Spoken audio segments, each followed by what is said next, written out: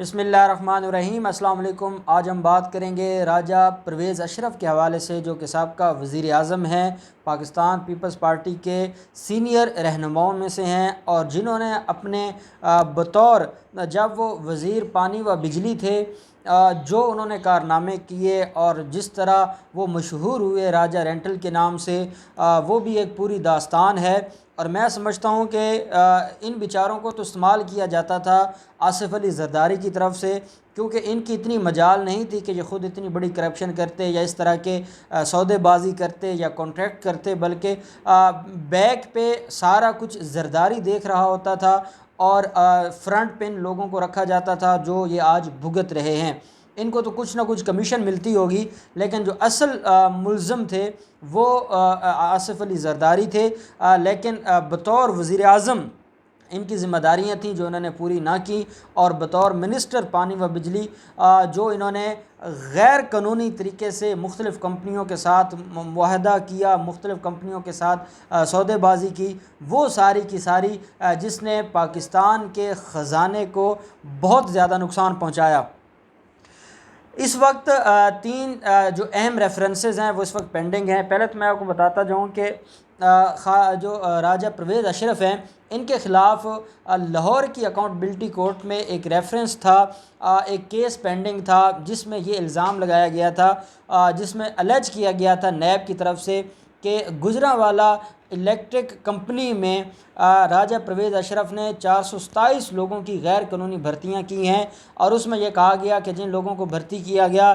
نہ تو ان کے کوئی ڈومیسائل چیک کیے گئے، نہ ان کا کوئی ٹیسٹ لیا گیا، نہ ان سے کوئی انٹرویو لیے گئے، بلکہ اپنی مرضی کے لوگوں کو اور ان سے کمیشنز لے کر، ان سے امبیزلمنٹ لے کر ان لوگوں کو وہاں پر نوکریاں دی گئیں۔ یہ کیس چلتا رہا راجہ پرویز اشرف کے خلاف، اور اس کے بعد پھر نیب آرڈیننس 2019 آ گیا۔ نیب آرڈیننس 2019 کے آنے کے بعد اپلیکیشن چلی گئی راجہ پرویز اشرف کی طرف سے، ایکوٹل کی اپلیکیشن، اس میں پلی یہ لی گئی کہ میں نے جو کچھ کیا ہے وہ میں نے گڈ فیتھ میں کیا ہے، اور جو میں بطور پبلک آفس ہولڈر میں نے اس میں سے کچھ ظاہری طور پر کرپشن نہیں کی، میں نے اس میں سے کچھ کمایا نہیں ہے، میں نے اس میں سے کوئی فائنینشیل بینیفٹ نہیں لیا، کیونکہ میں نے کوئی فائنینشیل بینیفٹ نہیں لیا اس لیے میرا کیس نیب کے اب زمرے میں نہیں آتا۔ اور اس کے بعد جو نیب کے پروسیکیوٹرز تھے انہوں نے بھی آرگومنٹس کیے، اور وہ آرگومنٹس کرنے کے بعد راجہ پرویز اشرف کو ایکیوٹ کر دیا تھا، بری کر دیا تھا احتساب عدالت لاہور نے۔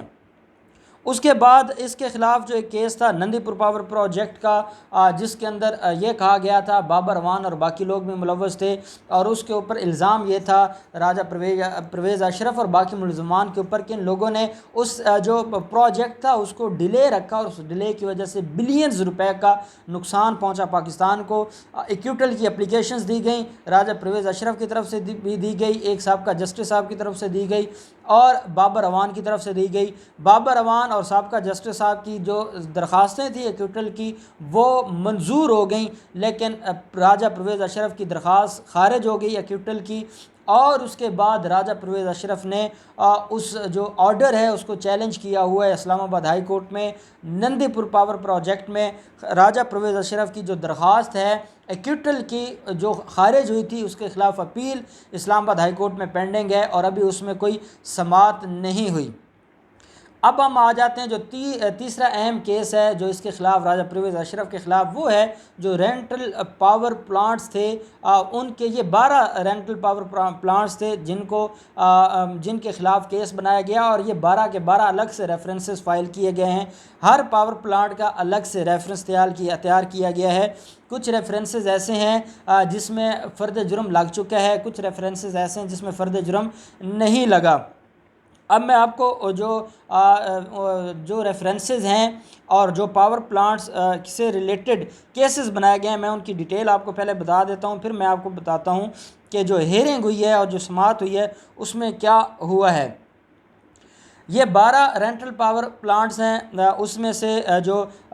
ترکی شپ ماؤنٹڈ پاور پلانٹ ہے، پیراں گھیپ پاور پلانٹ ہے، سائیور پاور پلانٹ ہے، گڈو پاور پلانٹ ہے، نوڈیرو پاور پلانٹ ہے، نوڈیرو 2 پاور پلانٹ ہے، ریشما پاور پلانٹ ہے، اور جنریشن ریونڈ ینگ جن پاور پلانٹ ہے، بھکی پاور پلانٹ ہے، گلف رینٹل پاور پلانٹ ہے، اور 150 میگا واٹ شرک پور پاور پلانٹ ہے۔ یہ پاور پلانٹس تھے، رینٹل پاور پلانٹ، جو کہ راجہ پرویز اشرف جب وزیر اعظم تھا، یہ تب کا ایلیگیشن نہیں ہے، بلکہ جب یہ پاکستان پیپلز پارٹی کے دور میں یہ وزیر پانی و بجلی تھا، اس وقت یہ اس کے خلاف جو کیسز ہیں وہ سارے کے سارے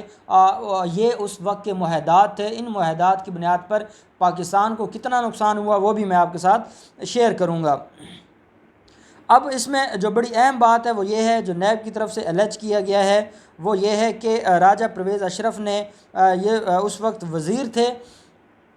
اور یہ وزیر پانی و بجلی تھے، اور انہوں نے معاہدات کیے اور حکومت کو جو اکانومک کوآرڈینیشن کمیٹی تھی اس سے اپروول لی، اور اپروول یہ لی کہ جو یہ فیڈرل منسٹر بطور federal minister for water and power to get approval from the economic coordination committee for an increase in the down payment to the rental power companies from 7 to 14% amounting to about 22 billion. اب اس میں یہ کہا جا رہا ہے کہ یہ بطور وزیر پانی و بجلی اس نے جو ای سی سی تھا اس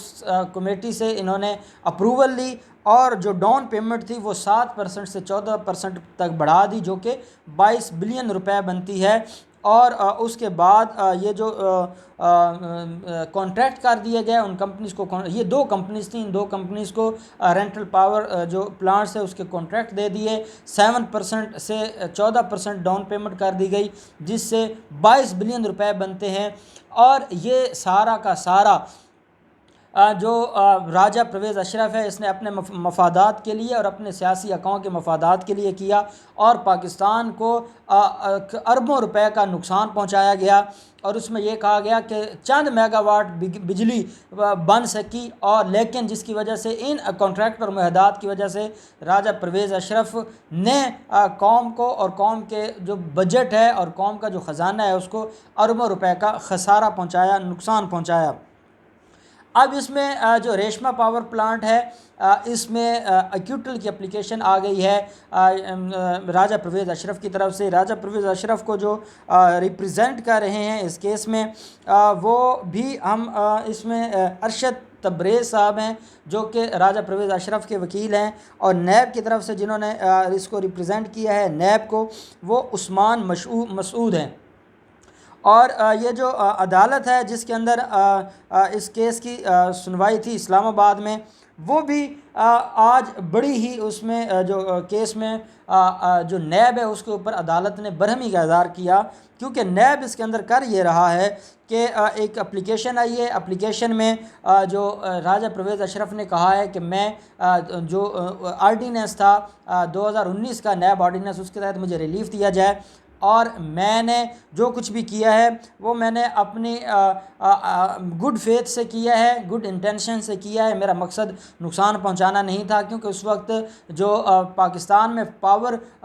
لاسز تھے اور پاکستان میں کرائسس تھے، پاور کرائسس، جس کی وجہ سے بہت زیادہ پاکستان کو ضرورت تھی، اور ایمرجنسی بنیادوں پر ہمیں معاہدات کرنے پڑ گئے تھے۔ ان ایمرجنسی بنیادوں پر معاہدات کی وجہ سے یہ نقصان پہنچا ہے، جس میں میرا مقصد ہرگز یہ نہیں تھا کہ کہیں نہ کہیں پاکستان کے خزانے کو نقصان پہنچایا جائے۔ جس کے اوپر نیب کے جو وکلاء تھے انہوں نے اپنا ریٹن